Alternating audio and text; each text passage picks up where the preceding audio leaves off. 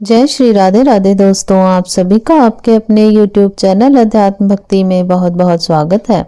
आइए आज आप सब जानेंगे पौष मास कृष्ण पक्ष में सफला एकादशी का व्रत कब धारण किया जा रहा है।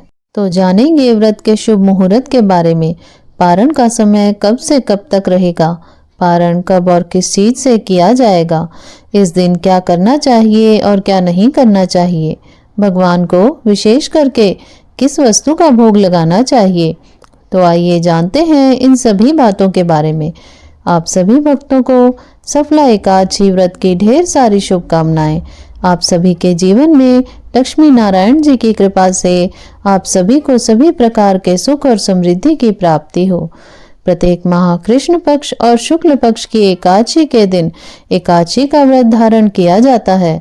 इसे एकादशी या 11 व्रत के नाम से जाना जाता है। इस दिन विशेष प्रकार से भगवान विष्णु, माता लक्ष्मी के पूजन करने का विधान है। भगवान श्री कृष्ण के पूजन करने का विधान है। हर एकादशी व्रत का अपना अपना विशेष महत्व माना गया है। इसी प्रकार से पौष मास की सफला एकादशी व्रत का अपना विशेष महत्व है। इस दिन भगवान विष्णु, माता लक्ष्मी और भगवान विष्णु के नारायण स्वरूप की पूजा करनी चाहिए। प्रभु श्री हरि विष्णु दक्षिणा सहित यज्ञों से उतना संतुष्ट नहीं होते जितना कि एकादशी व्रत सहित रात्रि जागरण से संतुष्ट होते हैं।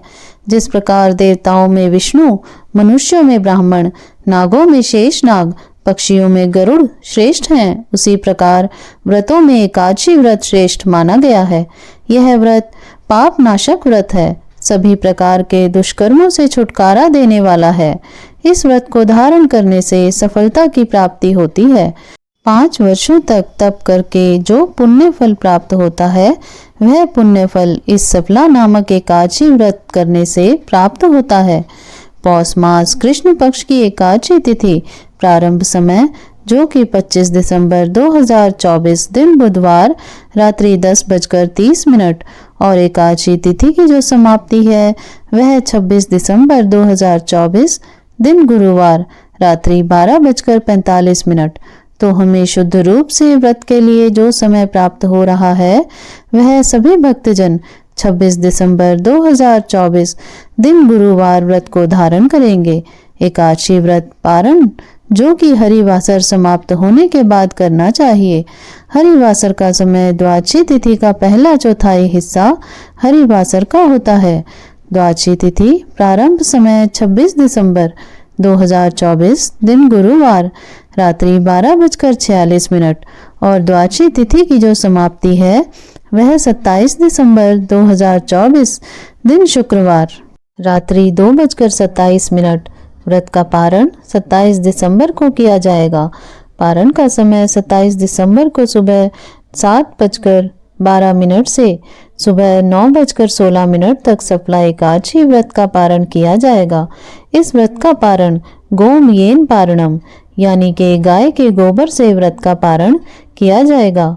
यदि यह संभव न हो सके तो आप जल, फल या तुलसी दल से भी व्रत का पारण कर सकते हैं। एकादशी तिथि के दिन ब्रह्म मुहूर्त का जो समय है वह समय सुबह 5:23 से सुबह 6:27 तक होगा। सूर्य उदय का समय सुबह 6:42 और सूर्यास्त शाम 5:16 पर होगा। राहु काल का समय 26 दिसंबर को दोपहर 1:18 से दोपहर 2:37 तक राहु काल का समय होगा और 27 दिसंबर को राहु काल का समय सुबह 10:39 से सुबह 11:59 तक होगा। राहु काल के समय के दौरान कोई भी शुभ कार्य या नया कार्य नहीं करना चाहिए, यह लाभकारी नहीं होता, इस बात का ध्यान रखें। 26 दिसंबर को योग जो कि सुकर्मा योग होगा रात्रि 10:24 तक। उसके बाद धृति योग होगा। नक्षत्र स्वाति नक्षत्र शाम 6:09 तक। उसके बाद विशाखा नक्षत्र होगा। इस दिन पूरे विधि विधान के साथ भगवान विष्णु, माता लक्ष्मी और भगवान विष्णु के नारायण स्वरूप की पूजा करनी चाहिए। एकादशी माता का पूजन करना चाहिए।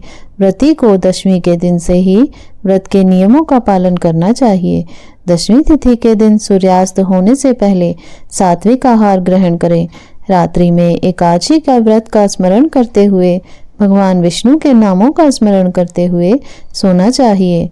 एकादशी की सुबह उठ करके नित्य क्रियाओं से निवृत्त होकर के स्नान आदि करके शुद्ध वस्त्र धारण करके भगवान सूर्य देव को अर्घ्य प्रदान करें। उसके बाद व्रती को व्रत के लिए संकल्प लेना चाहिए। भगवान विष्णु से प्रार्थना करनी चाहिए कि हे भगवान विष्णु, आज मैं सफला एकादशी का व्रत धारण करने जा रहा हूँ या करने जा रही हूँ। इस प्रकार से भगवान से प्रार्थना करें कि यह व्रत मेरा निर्विघ्न पूरा हो, हमें पुण्य फलों की प्राप्ति हो। इस प्रकार से भगवान से प्रार्थना करें। आपके मन में जो भी इच्छा हो, जो भी कामना हो, वह भगवान विष्णु से कहें। एकादशी के दिन दिन रात्रि उपवास रहते हुए व्रत को पूर्ण करें। यदि आप उपवास नहीं रह पाते हैं या जिनका स्वास्थ्य सही ना हो, वह एक समय फलाहार ग्रहण करके व्रत को धारण करें। इस दिन भगवान का सुबह और शाम के वक्त पूरे विधि विधान के साथ पूजन करें। इस दिन भगवान का जो कि गंध, पुष्प, धूप, दीप आदि से पूजन करें। विशेष करके भगवान विष्णु को इस दिन नारियल, नींबू, अनार, सुपारी आदि अर्पित करें। खास करके इस दिन नैवेद्य में जो कि गुड़ तथा तिल मिश्रित भगवान को भोग अवश्य ही लगाएं और उसे प्रसाद के रूप में भी ग्रहण करना चाहिए। इससे अनंत फलों की प्राप्ति होती है। नैवेद्य आदि का भोग लगाकर जल से आचमनी करवाएं। मुख शुद्धि के लिए पान पत्र, सुपारी, लौंग, इलायची के साथ अर्पित करें। भगवान विष्णु को अक्षत नहीं चढ़ाए जाते। अक्षत की जगह उन्हें काले तिल अर्पित करें। जब भी पूजन करते हो तो उन्हें काले तिल चढ़ाएं। यह संभव ना हो तो आप सफ़ेद तिल भी अर्पित कर सकते हैं। और तुलसी पत्र भगवान को अवश्य ही चढ़ाएं। बिना तुलसी पत्र के इसका पूजन मान्य नहीं होता। और नैवेद्य का भी भोग लगाते हैं तो उस समय तुलसी दल डाल करके भगवान को भोग लगाना चाहिए। भगवान विष्णु अति प्रसन्न होते हैं। इस प्रकार से इस दिन भगवान का सुबह और शाम के वक्त पूजन करें। रात्रि जागरण करते हुए एकादशी के दिन समय को व्यतीत करें और द्वादशी की सुबह उठ करके स्नान करके शुद्ध वस्त्र धारण करके भगवान का पूजन आरती कर लें। इसके बाद ब्राह्मणों को भोजन करवाएं, ब्राह्मणों को दान और दक्षिणा दें और फिर समय के अनुसार व्रत का पारण करना चाहिए। व्रती को व्रत के दौरान किसी के ऊपर क्रोध नहीं करना चाहिए। अपने मन में किसी के प्रति ईर्ष्या या द्वेष का भाव नहीं लाना चाहिए। ब्रह्मचर्य का पालन करते हुए रहना चाहिए। व्रत के दौरान ओम नमो भगवते वासुदेवाय या श्री कृष्ण गोविंद हरे मुरारी आदि मंत्रों का जाप करना चाहिए। इससे भगवान अति प्रसन्न होते हैं और अपनी कृपा प्रदान करते हैं। तो आशा करती हूँ आपको यह जानकारी अच्छी लगी होगी। ऐसे ही ज्ञानवर्धक जानकारियाँ प्राप्त करते रहने के लिए, व्रत पूजा आदि के बारे में जानने के लिए यदि आप चैनल पर पहली बार आए हैं तो चैनल को सब्सक्राइब कर लें ताकि आने वाली वीडियो की नोटिफिकेशन आपको समय से मिलती रहे। वीडियो को लाइक करें, शेयर करें। सुखी रहें, स्वस्थ रहें। जय श्री राधे राधे। धन्यवाद।